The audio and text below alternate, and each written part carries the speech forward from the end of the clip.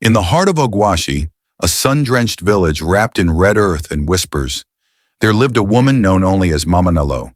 Her real name had long been forgotten, swallowed by the steam of her legendary cooking pot. Every morning before the roosters crowed, she could be seen dragging her massive golden pot, yes, golden, though faded with smoke, into the center of the market square. People swore her Indomie was like no other. It wasn't just food, it was magic. One slurp could make a crying baby giggle, a moody man sing, and an aching back forget its pain. Traders journeyed from far-off villages to taste her spicy noodles, and even the chief himself once sent a messenger under the cloak of night to fetch a calabash full. Her pot sizzled with flavors no one could quite place. Smoky, sweet, sour, and something wild. She never let anyone witness her preparation. The secret is in the spirit, she'd always say, tapping her round belly and laughing loud enough to rattle the market stalls. Mama Nalu was larger than life in every sense. She wore bold Ankara prints wrapped in complicated styles that only she could pull off, and her wrists jingled with brass bangles that clanked like the chimes of a sacred shrine. But behind her wide smile and booming laughter, the elders whispered. "She wasn't always a noodle seller," murmured old Mama Duncy to the tailor one lazy afternoon. "In her youth, she dealt with things in the forest." "Spirits?" the tailor asked, half joking. "Worse," Mama Duncy replied, her eyes narrowing. "The kind of spirits that eat silence and bleed shadows." Still, business boomed, and as long as her noodles kept drawing crowds, no one cared where the ingredients came from. A few stalls away, however, another woman nursed a growing resentment. Auntie Eve, a sharp-tongued widow with a limp in one leg and vengeance in her eyes, also sold noodles, but hers were ordinary, the kind that tasted like yesterday's memory. Customers only came to her when Mama Nalu's queue stretched thrice around the market square. "She must be using juju," Auntie Eve grumbled day after day. "That woman is feeding people sorcery, not seasoning." One day Eve reached her limit. She summoned her godson, Tobi, a lanky youth with curiosity in his bones, to spy on Mama Nalu. "You'll go at dawn," she instructed, "and follow her. I want to know what makes her noodles sparkle like rain in sunlight." Tobi hesitated. The stories unsettled him.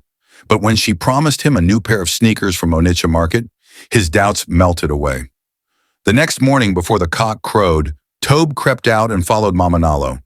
What he saw would haunt him forever. Mama Nalu moved swiftly for her size. She didn't carry her pot. She dragged it, yet it made no sound. No clink, no rattle, only a strange hum, like distant drum beats buried beneath the soil. For over an hour she trekked until reaching a clearing deep in the forest. The trees bent unnaturally inward, as if bowing. She squatted beside a shallow stream, not of water, but a thick, black, syrupy liquid. It smelled like old blood and forgotten dreams.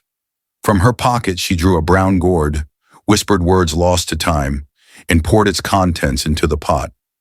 The moment the liquid touched the golden vessel, the ground trembled. Then came the worms. Long red, slick like oil.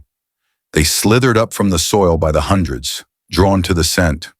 Mama Nalu scooped them up with bare hands, humming a lullaby that made Tob's ears ache.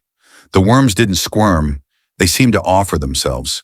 With the pot full, she wiped her face with a leaf and turned back. Tob didn't wait. He ran, so fast his slippers broke. By the time he reached the village, he could barely speak, only gasp. Later that day, he recounted everything to Auntie Eve. "She's feeding them worms?" Her face twisted in horror. "Not just worms, spirit worms?" "I swear," Tobi cried. "They came from the ground like they were summoned." Eve, stubborn as ever, decided they must act. "We can't let her keep feeding the village that filth, but we'll need help." And so they turned to the only man in Ogwashi more feared than Mama Nalu, Baba Idika, the blind herbalist who communed with spirits like they were cousins. He lived in a crumbling riverside hut where even birds refused to perch. After hearing the tale, Baba Idika simply smiled. "The worms she feeds are not of this world. They are cursed spirits reborn in flesh. But to confront her, you must be ready to lose more than your sight." "We're ready," Auntie Eve lied. And so the plan to expose Mama Nalu was born. But plans, as the elders say, are like calabashes on the river. They rarely float where you expect them to. Will Auntie Eve and Baba Idika succeed in their plans to expose Mama Nalu?